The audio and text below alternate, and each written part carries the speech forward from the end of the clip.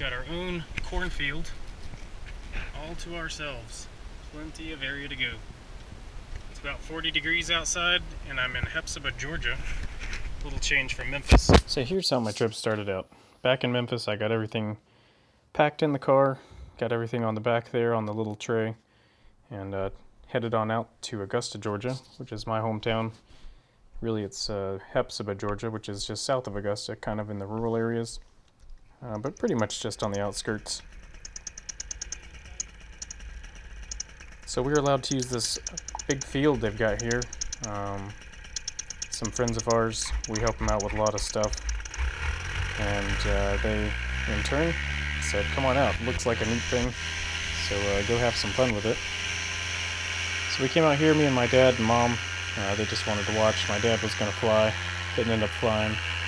So I went up and I figured we'll take a tour, kind of see around the old place I grew up, some of my schools and things like that.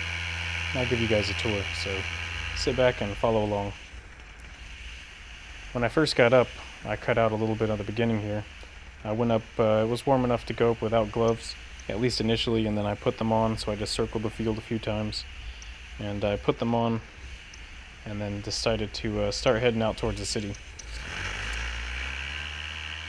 So this is the main street through Hephzibah. This is Highway 88, and my school bus used to go up and down this road, taking me to school from age 5 on through most of my years until they built another school kind of on the opposite side of the area.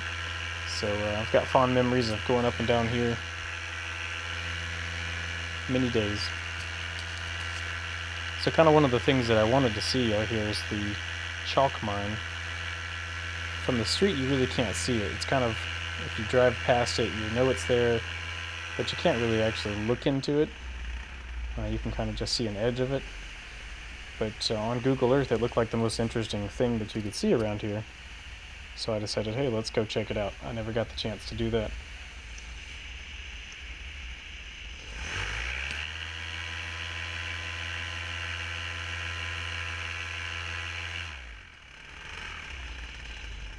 Trying to avoid most of the populated areas here and stay over the sparser areas. Heading on my way out there. I wish I would have hooked up the speed bar. It would have made it a little bit quicker. But still didn't take that long. It's only 3 or 4 miles from where the fields were. Seems so much bigger when you're driving around. I climbed up to about 1,000, 1,500 feet, something like that. This trip to have a little bit of maneuvering room should the engine fail. I could get at least somewhere. There's a lot of trees in the way here, so kind of always thinking in the back of my mind, do I have a landing spot or don't I have a landing spot? Where I'm pointing at right there was my elementary school, which is actually the school my mother attended as an elementary school and was the first integrated school of this area. I think it was the first integrated, at least that's the stories I've heard, back in the 60s. So my mom went there a long time ago. It's called Floyd Graham, or it was called Floyd Graham. They tore it down recently. I went there as an elementary school, and then they condemned it. And then many years later, the high school overflowed. They needed a new high school, and they didn't have enough room. So they opened it back up and let the freshmen for the high school go there too. So I actually got to go there for elementary school and high school for 1 year.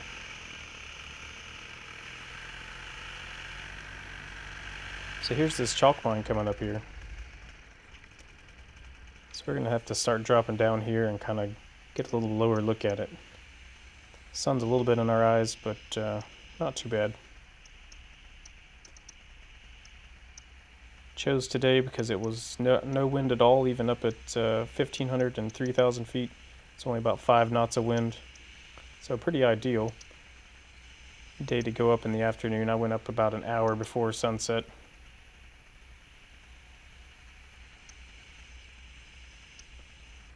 So still on the Spyder here, one thing of note from my takeoff, I tried pulling the trims in about 1 inch past the neutral line. Didn't pull them all the way tight, but I pulled them about 1 inch each past the neutral line. And it seemed like it took off much quicker, at least maybe 15 or 20 yards quicker than normal. May have been due to the slight breeze that I had in my favor, I'm not sure, but wasn't bad, seemed plenty steerable. However, I wouldn't want to pull it any tighter because it did seem like it had no real horizontal movement, or at least not fast. So it felt like you really had to keep the throttle on pretty stiff to keep it going after the takeoff. It may induce a stall if you really went any less than that, but it worked for me. So I got plenty of maneuvering room here and some landing area. There are some power lines over on the other side. But let's just take a look at this place. It's kind of like a majestic wonder in the middle of Hephzibah, which doesn't have much else to look at.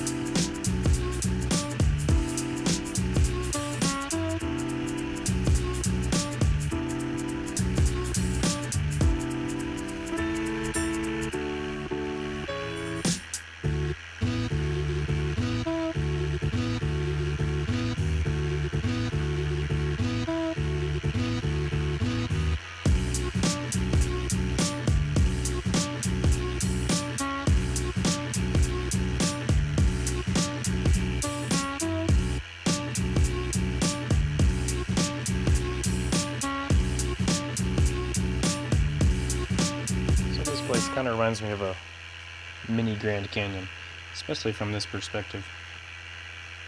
The shadows from the sunlight, or the two combined, just look really nice here, checking it out from this direction. I didn't want to get too crazy or too acrobatic, as I'm sort of a noob to the sport still, and I don't quite trust my decisions as far as coming too close to the ground is concerned.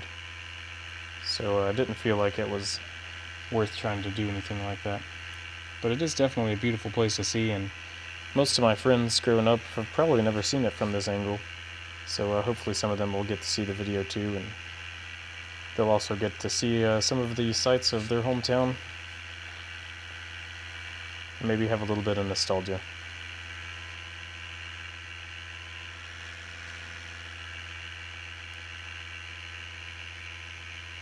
So shout out to the people who let us use their field. It's the Barnharts, well-known name in the city of Hephzibah, the grand city of Hephzibah, and just a really nice bunch of folks who are always willing to help out anybody, and we've been good friends with for a while now.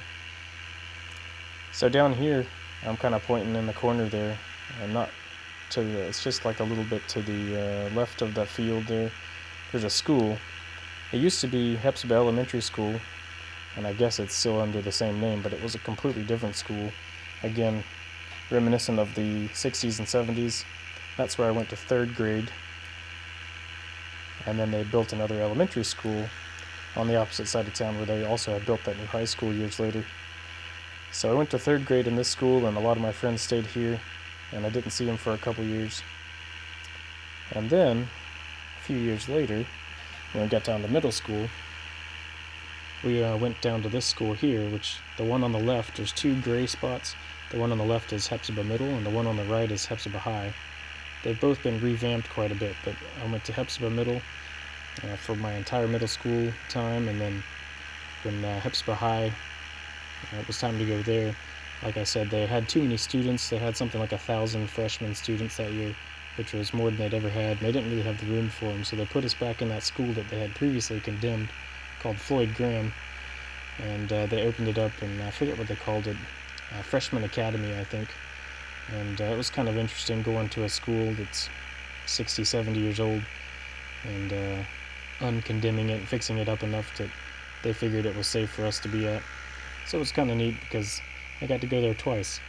The toilets were still really short for elementary students. Made for an interesting time. So this is the whole city here. You see the whole city square where these two main roads come together. There's not a lot much more than that. The store down there, the white building, the white roof building, that's new. It wasn't there when I used to come into here, and they built that since I moved out of the house. So we're skipping back over here to the field, and I'm gonna land. I'm starting to get a little chilly. My fingers and toes are getting cold. It was about 30, maybe 35 degrees when I took off, and I think when I landed it was 28 degrees down on the ground, and probably 5 to 10 degrees colder up where I was sitting at. So I'm heading back in this general direction. Now on the rendered video, I'm not sure if you'll be able to see, but when I look to the right, there is a little bit of a cloud in the background. Not the one that you can currently see. That's a paper mill. It was International Paper. I don't know if somebody else has bought it now. It was called International Paper. And then the little clearing to the left of that, just straight ahead, almost the center of the video, that's Bushfield, or Augusta Regional Airport. And that's where I first started taking flying lessons back in 2002. And put about 50 hours in over there at that airport. So I've got good memories at that airport, flying a Cessna 172. I've been all around the area, taking off from there. But if you look to the right, occasionally I'll glance over to the right. There's a nuclear power plant. It has 2 current towers running. It's Plant Vogtle, Georgia. And they're building 2 more. It's been in the news a couple times because of some controversial shutdowns of the new construction on the 2 new reactors. And they've started and stopped a couple times. But it seems like they're still working at it. So should be a 4-reactor plant pretty soon. And right across from it is the nuclear bomb plant, Savannah River site, which is one of those high-value target areas for terrorists. It's where we used to make all the bombs, the nuclear warhead bits for the U.S. military. A lot of people don't know it's over there. It's actually right across the Savannah River in the South Carolina side. So here we go, doing a little maneuvering here, just playing around. Had a lot of altitude, so it's time to fiddle a bit and just, get used to the wing some more. I still need to tighten these brakes just a little bit. It still has a bit of slack, and I feel I'd have more authority and a little more crisp response if I tighten them up about 3 or 4 inches.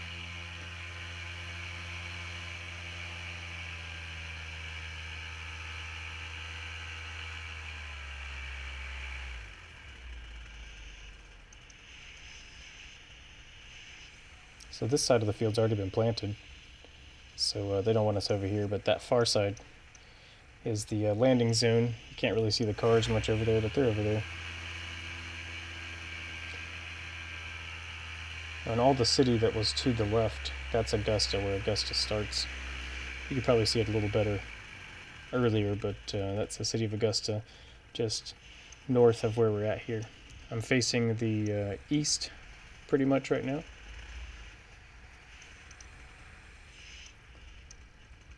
So I figured let's do a little bit of some low passes here. My mom hasn't got to see me very much flying, so she was out there and wanted to see while I was visiting for a day and a half. So she was taking some video, and I would have put it in here. But she had the phone straight up and down and then upside down, and it kept the size of the picture squishy and tiny, and just didn't work out.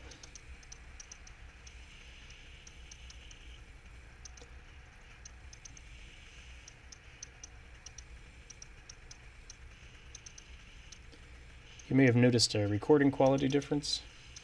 I'm using a fancy thing called my Android phone to actually do the voice recording, just an app called Voice Recorder.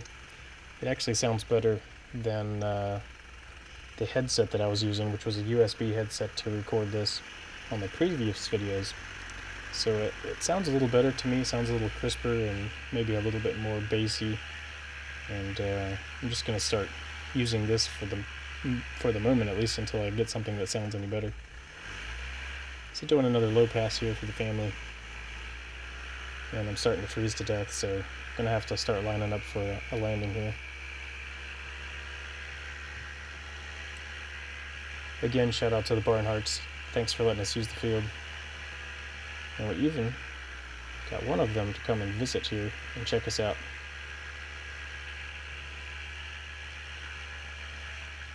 There he is. He decided to come and have a look, and then he went back there with my mom and dad and chatted for a bit before I packed everything up. Stopped a few cars on the highway here, and they pulled over to get a look. Oh man, look at that sunset. That was another nice thing about this flight, was the beautiful, beautiful sunset that we got in this one. Just a perfect day as far as weather was, just a little chilly, but super nice. So I'm actually already editing this video.